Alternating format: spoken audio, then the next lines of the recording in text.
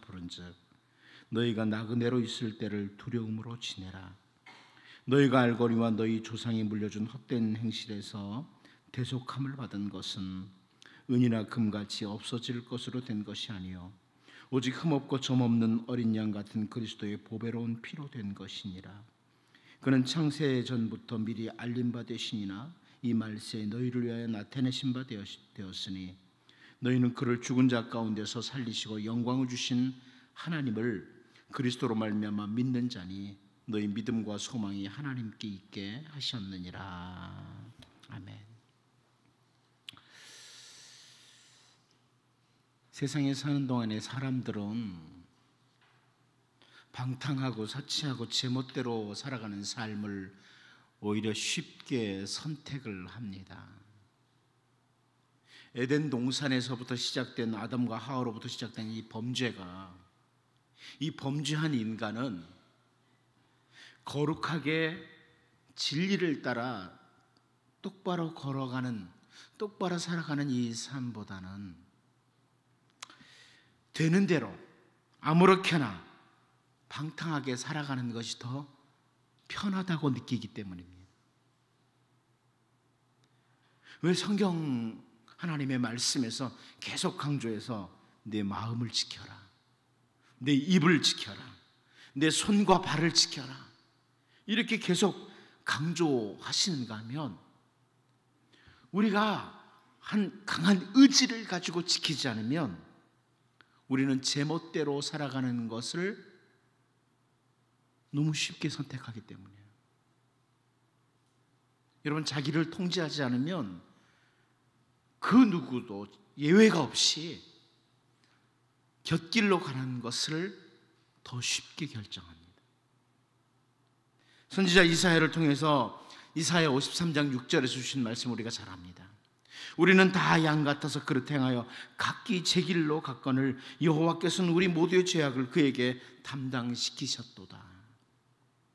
우리는 정말 각기 제 길로 가는데 익숙한 사람들이라는 거예요. 하나님이 원하시는 길이 아니라 각기 제 길, 방탕하고 죄의 길, 어두움의 길로 가는데 익숙한 사람들이다. 여러분, 이것을 먼저 우리가 인지해야만 합니다. 납니다. 다른 사람 바라볼 게 아니고요, 내가 그냥 그대로 내버려두면 죄의 길로 가는데 익숙한 사람이다. 자기를 통제하지 않으면 어느 사이인가 죄의 자리에 딱 머물러 있어요. 그게 우리의 모습이에요.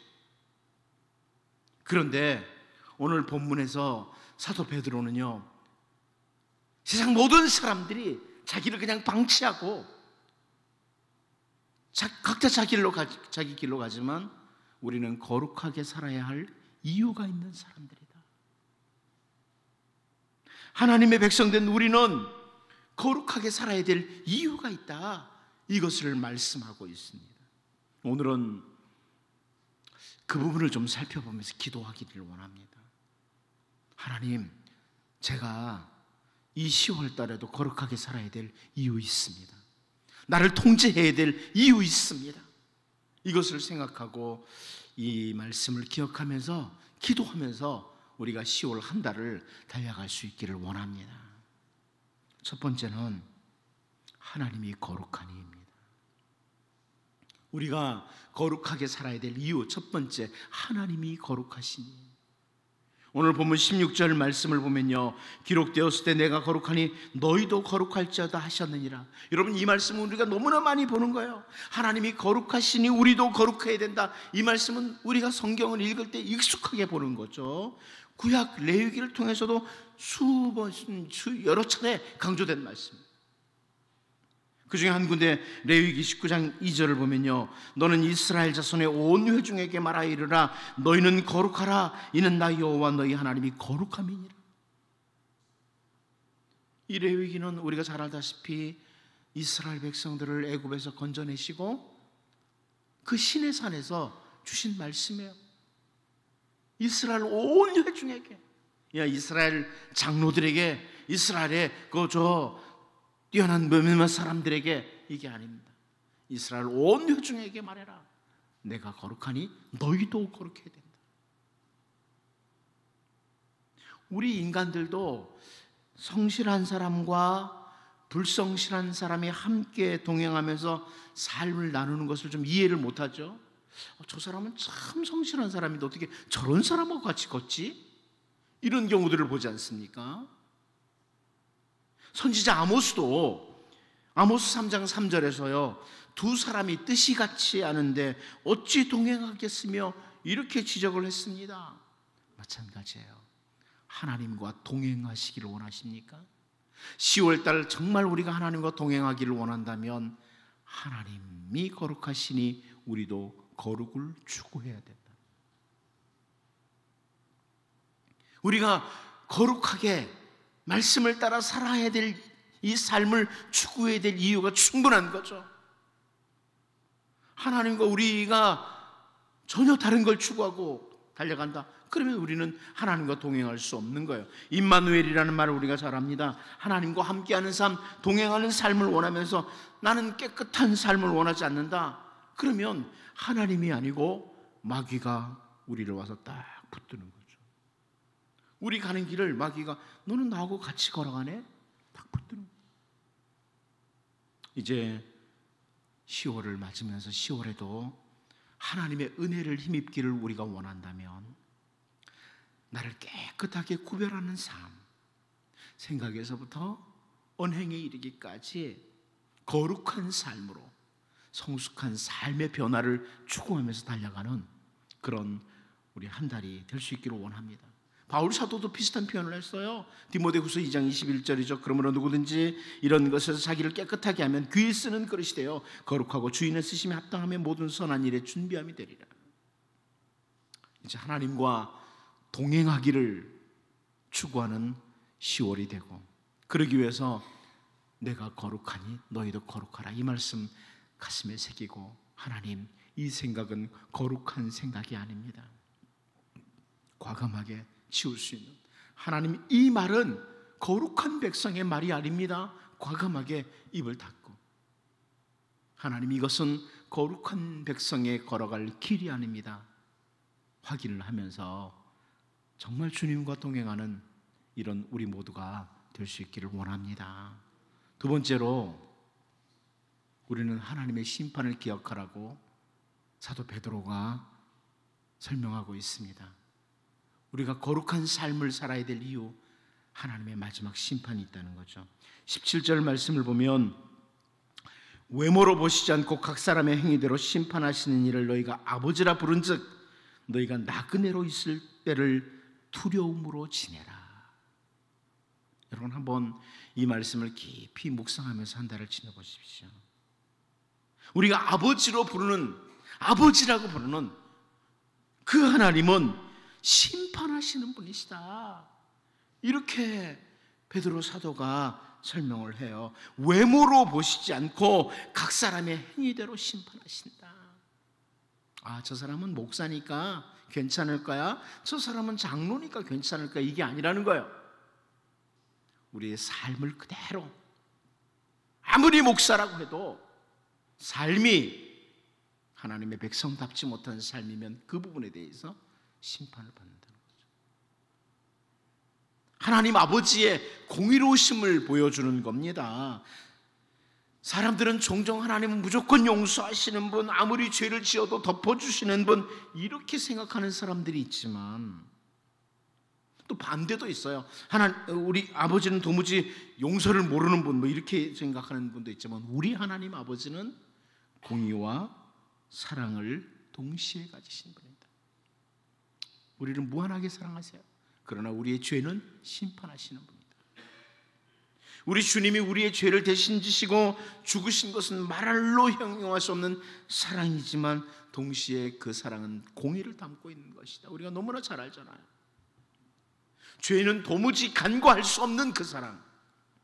그래서 하나님의 아들 예수님께서 반드시 십자가에서 죽으셔야만 되는 공의를 가진 사랑.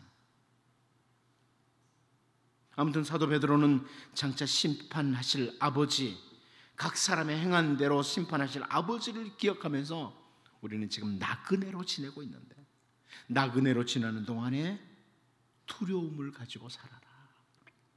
하나님이 보시고 계시는데 이 두려움이에요. 단순히 막 무서워 이런 게 아니지 않습니까? 하나님이 지금 내 생각을 감찰하시고 계시는데, 하나님이 내가 하는 말을 듣고 계시는데, 눈을 만드신 하나님이 나를 바라보시고 계시는데, 이런 두려움이죠. 이것을 거룩한 두려움이라고 합니다. 거룩한 두려움을 가지고 살아야 됩니다. 구원받았기 때문에 되는 대로 사는 게 아니라 구원받았기 때문에 더 거룩한 백성으로 사는 것. 은혜를 알기 때문에. 이제 우리는 하나님 아버지, 죄에 대해서는 반드시 심판하시는 하나님 아버지를 기억하고 거룩해야 될 이유 있다 다짐하고 10월을 살 수 있기를 원합니다. 마지막 한 가지 더 봅니다. 하나님의 구속을 기억하고. 여기 18절 19절 말씀을 보면요, 너희가 알거니와 너희 조상이 물려준 헛된 행실에서 대속함을 받은 것이 은이나 금같이 없어질 것으로 된 것이 아니요 오직 흠없고 점없는 어린 양 같은 그리스도의 보배로운 피로 된 것이니라. 이렇게 말씀을 합니다. 너무나 잘 아는 말씀이에요. 예수 그리스도의 고귀한 보혈로 그 은혜로 죄 사함을 받았다. 이것을 제대로 알면 우리로 하여금 구별된 삶을 만들도록 합니다. 구별된 삶을 살도록 만듭니다.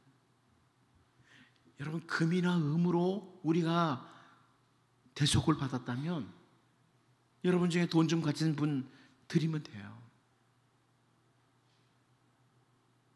그런데 이 금과 은의 문제가 아니에요.